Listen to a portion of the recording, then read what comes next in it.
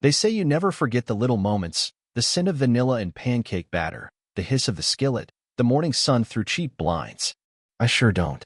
I was standing barefoot in the kitchen, flipping breakfast for the three people I used to think were my whole damn universe. My wife, my son, and the version of me who still believed that loyalty mattered. It was a Sunday. I know because I only ever made pancakes on Sundays. A little tradition, something light before the gravity of the week ahead dragged us all under again. "Hey, Aunt Lydia," my wife said, putting the call on speaker like she always did, pretending I wasn't in the room. She was scrolling through her phone with one perfectly manicured hand, holding her coffee with the other. Ugh, no. He's like a sad puppy, doesn't understand anything and is happy just to be given attention. She laughed. Not the laugh I used to fall asleep to, the one that sounded like freedom. No, this one was sharp, metallic, almost bored. I didn't flinch. I just flipped another pancake, watching the batter bubble like it was trying to escape before it could be turned into something it never asked to be. Even his pancakes are flat, just like his ambitions. Another laugh. A little meaner this time. Now, I know what you're thinking. That I must have said something. Slammed down the spatula. Told her to take her cruelty and her soy milk latte and shove them both someplace unpleasant. But I didn't. I just smiled. Because that's what a sad puppy does, right? He smiles. He rolls over. He fetches. But I wasn't sad. Not anymore. The truth is, I had stopped loving her long before that morning. Maybe it was the way she started dressing like the women on her favorite reality shows. Or the way she started talking to me like I was a defective appliance she couldn't return. Maybe it was when I realized she didn't kiss me like she meant it, hadn't in years. That Sunday wasn't a heartbreak. It was clarity. So I made the pancakes. I stacked them. I poured syrup in the shape of a question mark on one of them. She didn't notice. That evening, while she was in the bathtub listening to her self-help podcast about manifesting luxury, I packed a single duffel. Nothing dramatic. No storming out. No teary speeches or slamming doors. Just a quiet exhale, the same kind you let out when you finally stop pretending you're okay. I left her my key and the last bottle of wine she liked hidden behind the baking soda. I'm not heartless. She didn't notice I was gone until morning. Didn't even check our son's text the night before when he said I wasn't in my room. Maybe she thought I was sleeping on the couch again. Maybe she didn't care. Either way, it wasn't until the letter came that it hit her. Certified mail. Priority delivery. Return address. My lawyer. I like to think she opened it at the mailbox because she was too impatient to wait until she got inside. That the cold hit her just as she realized what was happening. That her fingers shook, not from the wind, but from the weight of consequences catching up to her. The screaming started low, like the growl of a feral cat. Then it climbed. Peaked. Full-blown operatic rage at an inanimate metal box that just did its job delivering justice.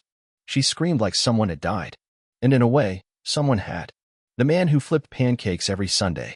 The man she laughed about behind his back. The sad puppy she thought would never leave the yard. He was gone. Replaced by someone else. Someone who listened. Who watched. Who waited. That was the beginning of the story. But not the best part. That comes later, when the flat pancake guy teaches the whole world what ambition really looks like. She didn't even try calling me that first day. Maybe it was pride. Maybe it was disbelief. Maybe she figured I'd come crawling back once I realized I had nowhere to go. That's what people like her never understand. They confuse silence for weakness. I wasn't crawling. I was building. I'd been stashing pieces of a new life like a man hiding gold under floorboards, one quiet plant at a time. For months, I'd been preparing. Not for revenge. No, revenge is petty. This wasn't about teaching her a lesson. It was about setting fire to the entire syllabus. That night, I didn't check into a hotel. I checked into a future. My buddy Sean had a cabin upstate. Nothing fancy, just wood, wind, and Wi-Fi. He owed me a favor from the time I helped him drywall his entire basement in a single weekend after his contractor bailed. That's what I do. I show up. No questions, no drama, no debt. The cabin had no TV, but that didn't matter. I wasn't there to watch. I was there to create. For years, I'd been running the back end of a small freelance design business on the side. Logos, websites, even pitch decks for desperate startups. They paid me just enough to keep the lights on and their shame quiet. But behind those late nights and side hustles, I built something more, a proprietary branding framework I called TrueGrit. Yeah, cheesy name, but it worked. I had the client list, the testimonials, the mock-ups.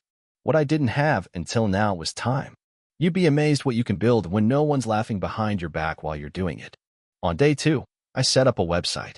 By day 4, I had 3 paying clients and a 4th asking for a quote.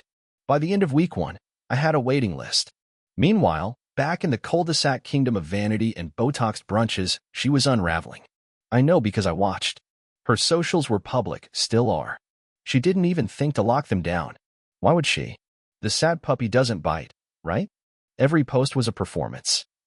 A picture of her with a glass of wine and a quote about strength. A boomerang of her clinking glasses with Lydia, smiling too wide. A photo of a candlelit dinner for one with the caption, "Peace, people." But she was bleeding followers. Turns out when you're funny, jokes about your husband start to feel less like humor and more like humiliation. Even your petty little echo chamber starts to crack. Then came the text. Her, we need to talk. I don't understand what's happening. Can you call me? You could almost smell the desperation through the screen. But I didn't answer. Because here's the thing. The man she laughed at for having no ambition was now funding a legal team, a private investigator, and a forensic accountant on income she never even knew existed. She'd spent so long thinking she married safe. Predictable. A man who wouldn't leave because he had nowhere else to go. But I was never stuck. I was choosing to stay. There's a difference. Now, I was choosing something else. Me. And more importantly, my son. He hadn't said much when I left. But I saw it in his eyes. That wide-eyed flicker of something you only recognize if you've lived it. Disappointment. Not in me. In her. He didn't ask why. Kids never ask. They just watch. So I made damn sure he'd have something worth watching. Not a father who folded. A father who reclaimed. Back at the cabin, I opened a folder labeled Plan B. Inside, copies of our mortgage, bank statements, old texts she forgot I saved. My lawyer, Genevieve Kim, was a cold, calculating miracle in heels. She didn't ask how I was feeling. She asked for facts. And she got them. Spousal belittlement isn't grounds for financial leverage, she said, scanning her tablet. But financial deception? Misappropriation? That's another story. Apparently, her little home reno projects had a few inconsistencies. Like a $6,200 cabinet expense that somehow included spa treatments and a girl's trip to Cabo. Let's make her talk, Genevieve smiled, tapping her tablet. Then we squeeze. I nodded. See, I never cared about the money. But I did care about what she thought was hers. She had built her little kingdom on the assumption I'd never take a torch to it. But she forgot one thing. Flat pancakes don't rise. But pressure cookers? They blow the lid off the whole damn kitchen. By day 10, her messages shifted. Gone were the panicked, call me. Now it was guilt-wrapped bait. Her, I missed your pancakes. Her, do you really think walking away without saying anything was fair? Her, this is still your home. No, it wasn't. It used to be. Back when home meant something more than 4 walls and filtered photos. Back when Sundays were sacred and trust didn't come with disclaimers. She missed the pancakes. Cute. Not the man who made them. Just the comfort of knowing someone was always in the kitchen, quietly doing the work no one else wanted to. I'd stopped being her partner long before I walked out that door. I was her mascot. Domestic. Dependable. Disposable. That's what women like her, surface deep, crowd-fed, do when they marry a man for stability. They don't want a storm. They want a sturdy fence. Something to lean on until the view gets boring. And me? I built the fence. Mowed the lawn. Paid the bills. Watched her smile at her reflection more than at me. Watched her post pictures of avocado toast while forgetting what I looked like across the table. So no, sweetheart. This wasn't my home anymore. Back at the cabin, my lawyer was building a war chest. We had evidence. Bank transfers. Invoices that didn't add up. Pictures she thought were long deleted. And most importantly, witnesses. Turns out, Aunt Lydia, the same woman who laughed with her on speakerphone while I flipped pancakes like a trained chimp, she was only loyal to whoever picked up the dinner check.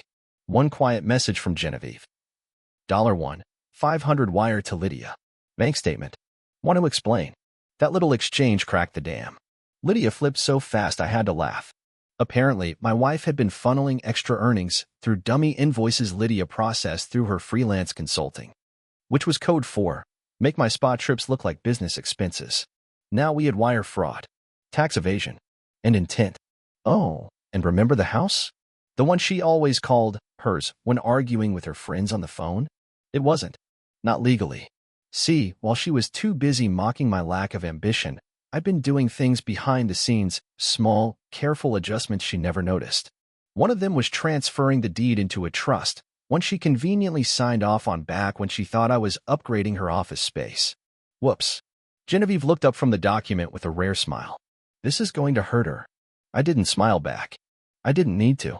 I wasn't here for satisfaction. I was here for surgical removal. We drafted the letter. Certified, notarized, and timed perfectly. She got it on a Thursday afternoon.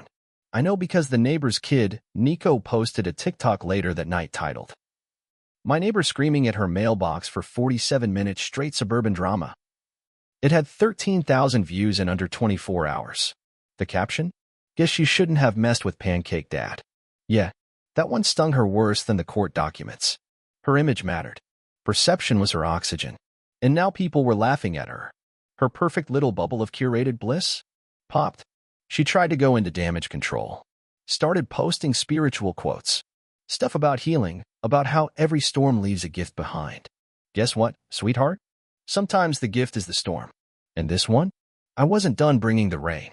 Because next came the custody play. She assumed she'd get our son by default. After all, she was the mother. The nurturer. The stable one. Except she wasn't. Not anymore. Turns out, when you use your child as a prop in Instagram stories while lying to his father and calling him an idiot over brunch, courts start paying attention. My son's school counselor had been quietly documenting things. Missed pickups. Forgotten lunches. That time he sat alone during the school play because she had an eyelash appointment. The evidence piled up like firewood. I didn't raise my voice. I didn't show up unannounced. I built the case. Brick by silent brick. And when the day came to stand in front of a judge, I looked her dead in the eye and said, "I'm not here to punish her. I'm here to protect what matters." The judge gave me full physical custody. She got visitation. Supervised. She tried to argue. Tried to cry. Tried to make it about feelings. But justice doesn't care about your curated grief. It cares about patterns. And hers were loud and clear. The house? Mine. The bank accounts? Frozen.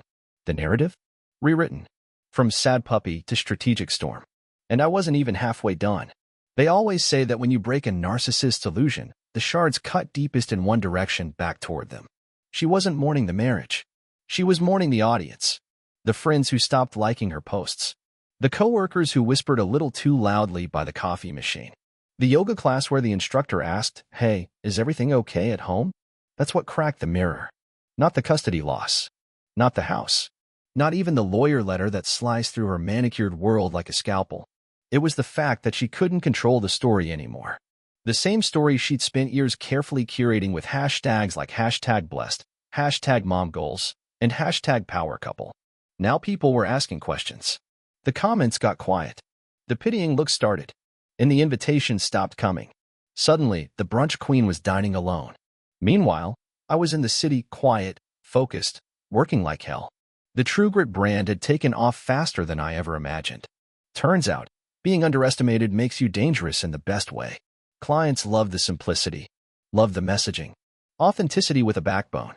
That was my tagline. I became the go-to guy for businesses trying to rebuild from failure. Funny how appropriate that was. And the real irony? The same woman who called my pancakes flat was now trying to build her own business, doing boutique home organizing. That's right. After years of mocking me for staying small, she was now trying to market herself as some kind of domestic guru. "Let me help you reclaim your space," her website said. Cute. Too bad the internet never forgets. And her Yelp page? Let's just say some former clients had very specific reviews. Stuff like, "Left my kitchen spotless, but my husband suspiciously distant. Great at folding towels. Not so great at fidelity." I didn't post them. Didn't have to. That's the thing about poetic justice. It often writes itself. Still, I kept it classy. Never badmouthed her. Never made it personal in public. Let her sink her own ship. She was better at sabotage than strategy anyway. But one afternoon, I got a call I wasn't expecting. Not from her. From her father. Yeah. The same man who once offered to help me find a better-paying job because you're clearly more handyman than husband. The guy who once asked me at dinner, "So what exactly do you do again?" with the kind of smirk that makes your blood boil. He sounded different this time. No arrogance. No smugness. Just weary. "Listen," he started. clearing his throat. I just wanted to say, I didn't see it before. What you were putting up with. I was wrong about you. I didn't say anything. I wanted to. I wanted to say you raised her. That didn't happen in a vacuum. But I didn't. Because I wasn't angry anymore. I was done. And that's a different kind of power. She's not doing well, he continued. I don't know what happened, but she's not herself. Oh, she was exactly herself. He was just finally seeing it without the Instagram filter. After we hung up, I sat with the silence for a while. Thought about how many times I'd let people like him talk down to me. How many times I bit my tongue to keep the peace. How many jokes I swallowed just to keep the dinner table civilized. Not anymore. That night, I cooked pancakes for my son. Thick ones. Golden brown. The kind that don't pretend to be anything else. He asked me, "Do you think Mom will be okay?" And for the first time, I didn't lie. "I think she'll learn," I said. "Or she won't." But either way, it's not on us anymore. Because he needed to know that love doesn't mean laying down and letting people walk over you. That being a good man doesn't mean being a silent one. And maybe, just maybe, he'd remember that someday when someone tries to laugh behind his back. And that would be enough. But this story? It wasn't done yet. Because the next chapter wasn't about her at all. It was about rebuilding. On my terms. From scratch. And this time, the pancakes were just the beginning. There's something sacred about rebuilding. Not just starting over, but redefining. Choosing every brick, every line, every rule. Because once you've been broken in silence for long enough, even the sound of your own boundaries being respected can feel like thunder. The cabin, once just a hideout, became my ground zero. I spent mornings cooking real food, not the kind that gets cold on a plate while you wait for someone to notice you made it. Afternoons were for work, clients, deadlines, expanding True Grit. Evenings? That was for my son. We FaceTimed almost every night. Sometimes we talked about school. Sometimes just about how many pancakes he could eat in one sitting. It's 5, by the way. The kid's a machine. But one night, he hit me with a question that cracked me in a way even her betrayal never did. "Dad, are you happy now?" I froze. Because no one had asked me that in years. Not my wife. Not my friends. And sure as hell not myself. So I sat with it. And finally, I told him the truth. "I'm working on it, buddy. But yeah, I think I'm getting there." He smiled, really smiled. And right then, I knew something. She didn't just lose a husband. She lost the man her son now looked up to. That was her biggest mistake, thinking her betrayal only affected me. But it didn't. It echoed. And the people who heard it the loudest weren't the ones laughing on speakerphone. They were the ones watching, quietly, with wide eyes and open hearts. Kids always know, even when we think they don't. Meanwhile, her life? It was unraveling like a cheap sweater pulled too tight. The business she launched with a borrowed logo and an Instagram handle? DOA. Turns out, organizing closets doesn't do much for your credibility when the entire internet remembers you as the woman who mocked her husband for making pancakes. She posted a video one day, a teary-eyed, dim-lit monologue about reclaiming identity and navigating betrayal. And it might have landed if not for the top comment that said, "Girl, he literally just cooked breakfast." 15,000 likes. 400 comments. Half of them quoting her own words back at her. Even her own image turned on her. Because that's what happens when you build your self-worth on the bones of someone else's loyalty. It was around then that the apology messages started rolling in. Her, "I made mistakes. We both did." Her, "I missed the life we had." Her, "Maybe we could talk." For closure. Closure. The new buzzword for people who need permission to feel better about what they did. She wasn't looking for reconciliation. She was looking for a lifeline. And I wasn't throwing her one. Because some bridges don't burn by accident. They're soaked in kerosene and lit with a smirk. And she'd smirked enough for a lifetime. Genevieve, my lawyer, sent one final package her way. It wasn't dramatic. Just a clean list. Financial finalization. Custody schedule. House transfer. Asset inventory. She opened it. Called within minutes. Didn't even try to hide the panic in her voice. "You're really doing this?" "Yes. Yes, I was. You're not the man I married." And here's the kicker, folks. She meant it as an insult. But it was the highest compliment she could have paid me. Because I wasn't. I was sharper, stronger, less patient, less naive. The man she married still believed in forever. The man she left? He believes in peace. And peace? It doesn't beg to be understood. It just leaves. That winter, I moved into a new place. Nothing flashy. But it was mine. Every shelf, Every corner, every creak in the floorboard, built from the ground up with intention. My son helped me paint the walls. We played old rock albums while we worked, took breaks with grilled cheese and root beer floats. He asked if he could have his own room, his own space in this new life. Of course, I said. This is home now. He looked at me like I'd just handed him the moon. And maybe I had. Not through money, not through gifts, but by showing him what dignity looks like when it's rebuilt from wreckage. I wasn't the sad puppy anymore. I wasn't the background noise in someone else's highlight reel. I was the author now. And the next chapters? They wouldn't need edits. They always say success is the best revenge. But that's not quite right. Peace, real, earned, unshakable peace, is the best revenge. Because it's the one thing they can't fake, borrow, or steal. She had her followers, her brunches, her image. But I had silence, control, freedom. And I'll tell you something else. There's nothing lonelier to a narcissist than watching the person they discarded thrive without needing them. I wasn't just surviving now, I was living. The new house had a fireplace. Not the fake kind, the real kind. The kind that crackled while my son and I roasted marshmallows and laughed at how terrible we were at ghost stories. And when he fell asleep on the couch with chocolate on his cheek and a smile I hadn't seen in over a year, I knew I'd made the right choice. There are moments that matter. They're not loud. They don't come with applause. But they settle in your bones like warmth after a long winter. She, on the other hand, was still stuck in a performance. The last I heard from mutual friends, and by heard, I mean they sent screenshots, she was still posting empowerment reels with dramatic music and the same 3 lines. Healing isn't linear. You don't know my story. People only see what they want to. No, we saw it clearly. She just didn't like what the mirror showed. I didn't need to respond. Didn't need to explain.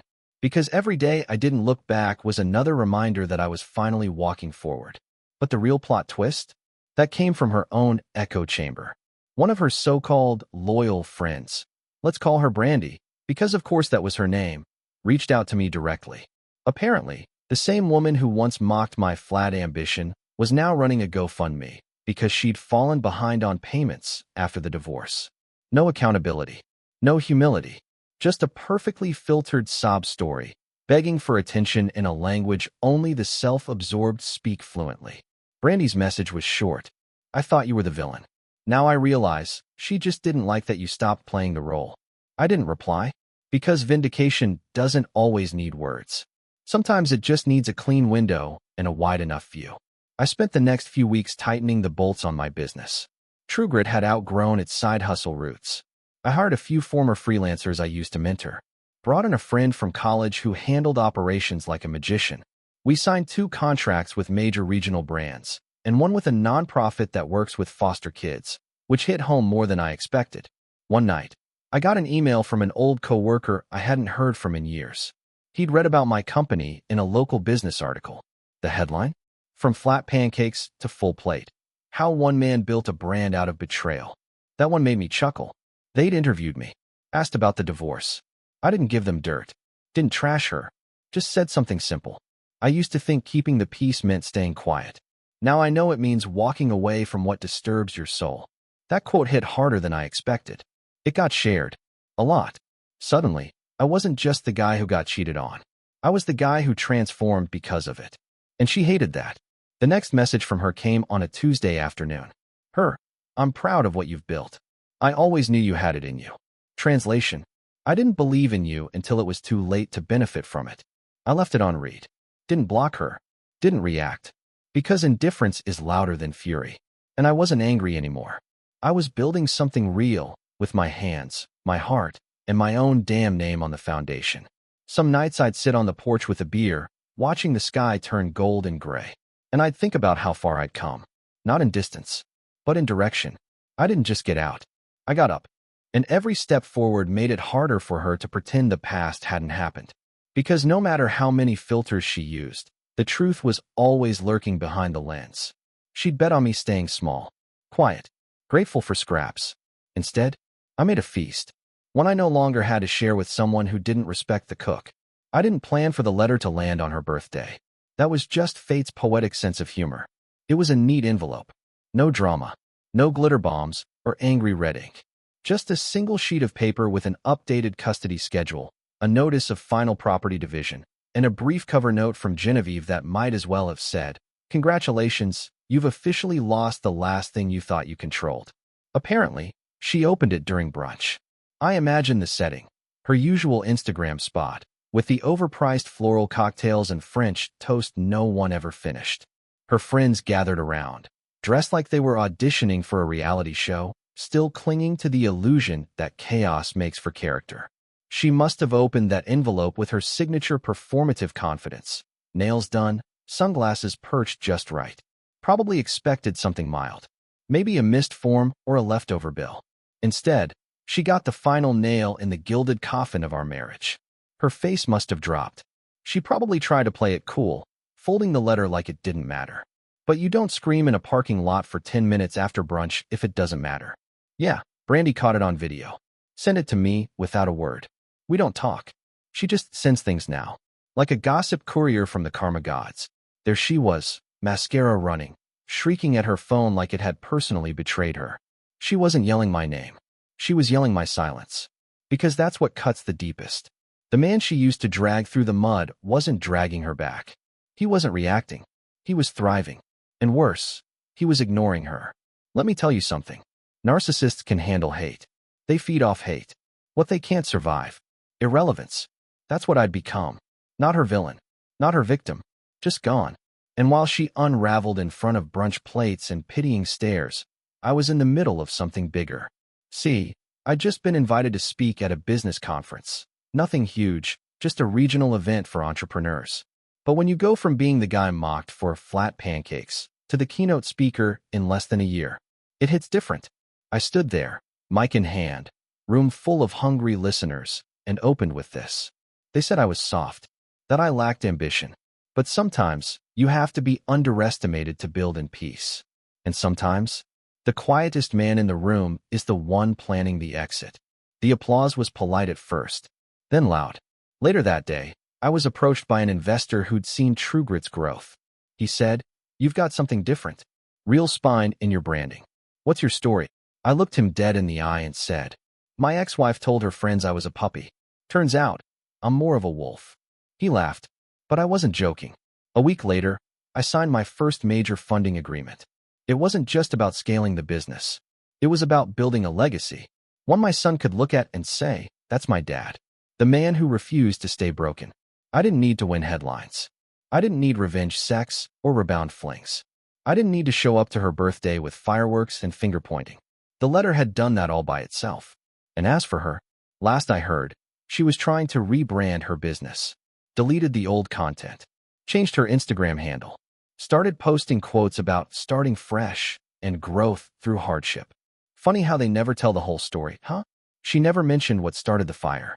Just pretended like the ashes were some kind of divine lesson. Meanwhile, I was watching my son draw a logo for his school project, Garrison and Son, and laughing because he thought we might open a pancake place someday. "Could be fun, Dad," he said. "We'd make money and breakfast." I smiled. "We already do both, kid." Because here's the truth no one wants to say out loud. Sometimes you don't need to destroy someone to win. You just need to outgrow them so profoundly that they disappear in your rear view like a cheap gas station sign on a cross-country drive. And when they try to follow, they realize you were never walking in circles.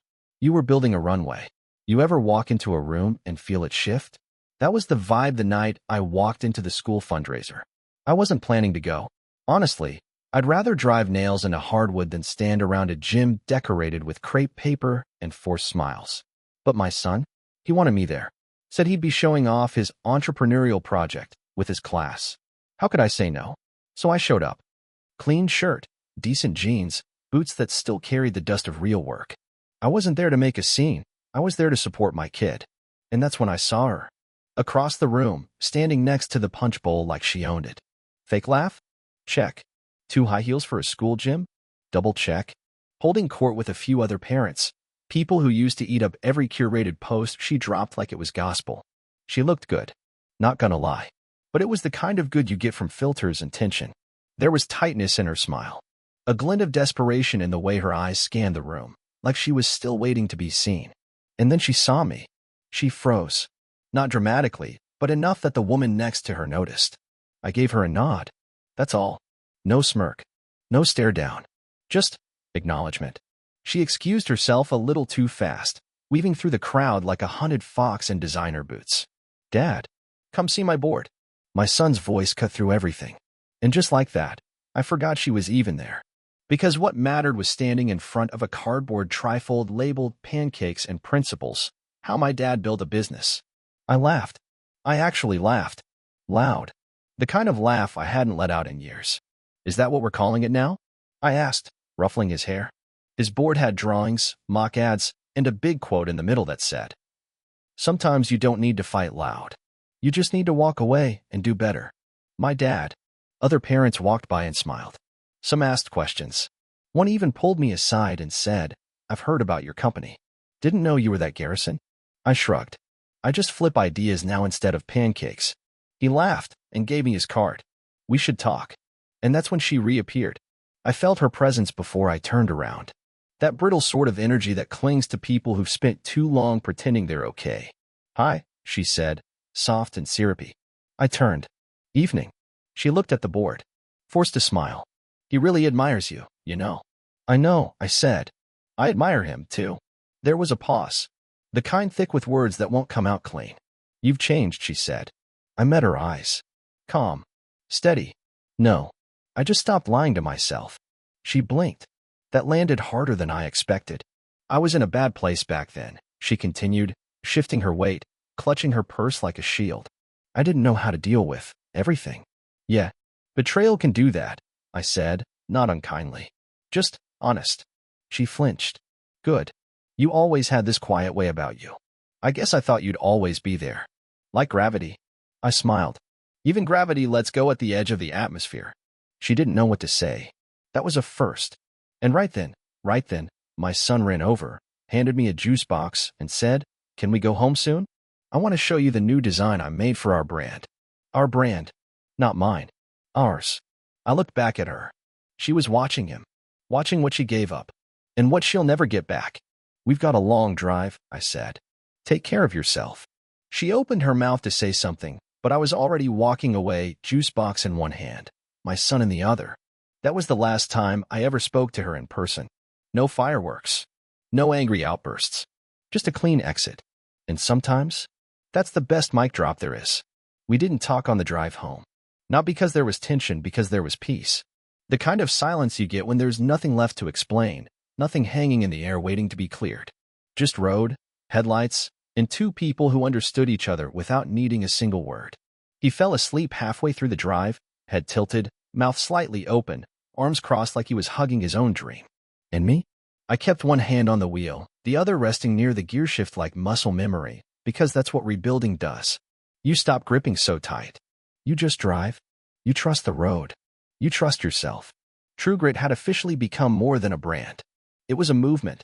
We'd picked up 3 major clients in the span of 2 months, 2 startups, and a third that used to be our competitor. Funny how that works. They say, first they ignore you. Then they laugh at you. Then they fight you. Then they hire you. And it was true.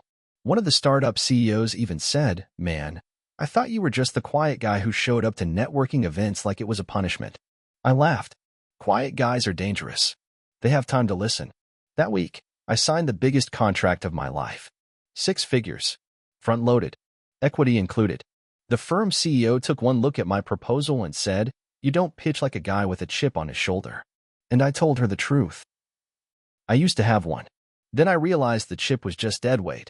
At night, I go back to the house, the real one, not the one I left behind. The one with my son's drawings on the fridge and our new dog, Rufus, who barked at shadows but loved belly rubs like they were a life philosophy. And I'd sit by the fire, laptop open, and map the next move. Because now, it wasn't just about survival. It was about expansion. I started a mentorship program, young men, mostly, guys who'd been where I was. Chewed up by relationships where love was weaponized. Mocked for being steady.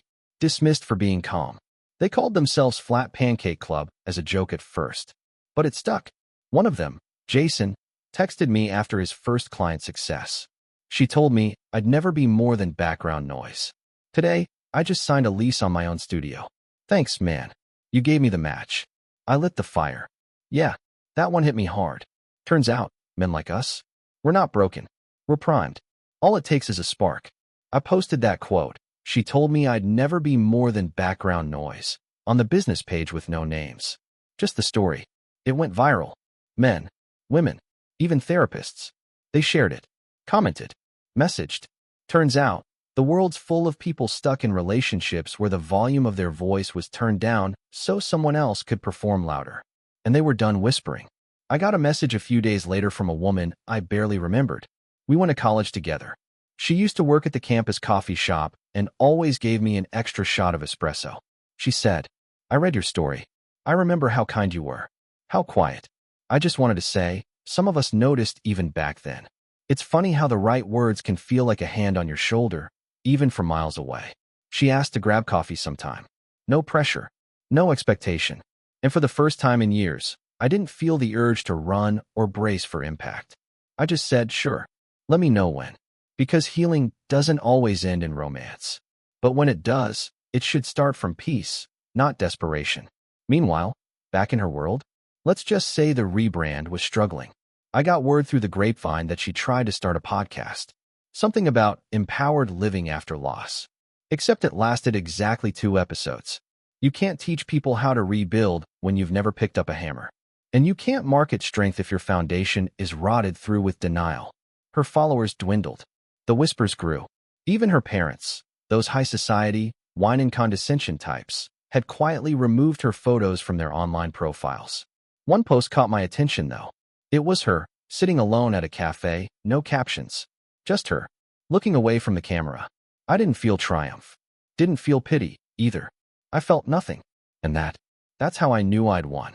Not with money. Not with revenge. But with freedom.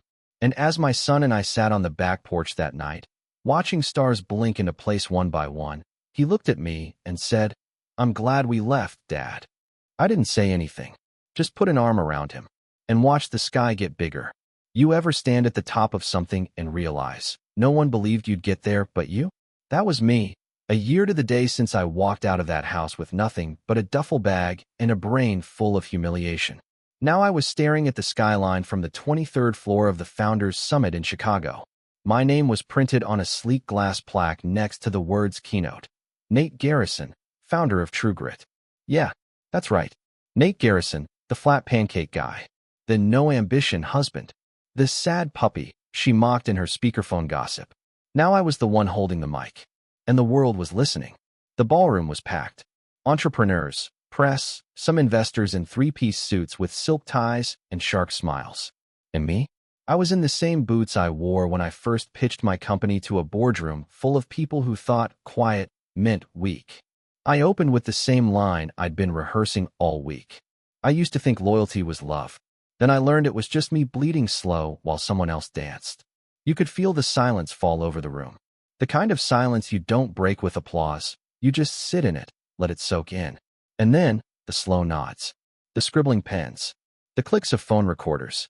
This wasn't just a speech. It was a eulogy for every man and woman who had ever been gaslit into staying small. After the event, I was swarmed with handshakes, interview requests, back pats. I smiled, gave the standard thank yous, played the part. But the best moment came later that night. Back in my hotel room, I kicked off my boots, poured myself a bourbon, and opened my laptop to check emails. One subject line stood out. Hope it's not too late. I knew that tone. I'd heard it 100 times before, just never directed at me. It was her. I clicked it open. And I swear, you could practically smell the regret between the lines. "I've been following your work. I read the article in Forbes. You look so grounded now. I guess I never saw what was growing under the surface when we were together. I'm sorry I didn't believe in you. I thought I was choosing power, but I was just scared of stillness, of comfort, of someone who actually cared more than he controlled." There was no ask, no plea, just emptiness wrapped in politeness. Like she'd realized too late that the man she tried to mold into a mute servant had been a king in the making all along. I didn't reply. Instead, I forwarded it to Genevieve, my lawyer, who now handled all personal history correspondence. She replied with one sentence. "Nothing to gain here. Let her sit in the quiet." So I did. I sat in the quiet and let her stew in the noise of her own echo chamber. Because that's the truth about people like her. They only chase what they can't control. And once they realize they've lost the leash, they start calling it a mistake. But me? I wasn't a mistake. I was a miracle she mistreated. And now? I was untouchable. Later that week, I was back home. Normal rhythms. My son had a baseball game. We grilled burgers in the backyard after. Rufus chased moths. I listened to music and didn't think once about what she was doing. Because she wasn't the storm anymore. She wasn't even the weather. She was yesterday's forecast, and I didn't check that channel anymore. At one point, my son looked up from his burger and asked, "Dad, do you ever miss her?" I paused, took a breath, then gave him the truth. I don't miss the person she was. I miss the man I thought I was when I was with her. He nodded like he understood more than most adults I've met. "You're better now," he said. "I know," I said. "So are you." He smiled. And for the first time in a long time, I didn't feel like a survivor. I felt like a builder, like a father, like a man who rebuilt his life, brick by damn brick, until it was fireproof. And as I tucked him in that night, I realized something simple and staggering. She would spend the rest of her life chasing attention. But I had earned something better. Legacy. You think when you've burned the bridge, the ghosts would stop trying to cross it. But they don't. They linger. Whisper. Knock. Real soft. Like they're hoping you forgot what it felt like to be gutted by kindness mistaken for weakness. It was a Wednesday when the knock came. I was home early, catching up on invoices and letting Rufus roam the backyard, his tail wagging like he didn't know the world had ever been anything but good. The knock was light. Too light. The kind that says, "I'm not sure I should be here, but I'm hoping you'll let me in anyway." I opened the door. And there she was. Same eyes. Same carefully managed hair. But smaller somehow.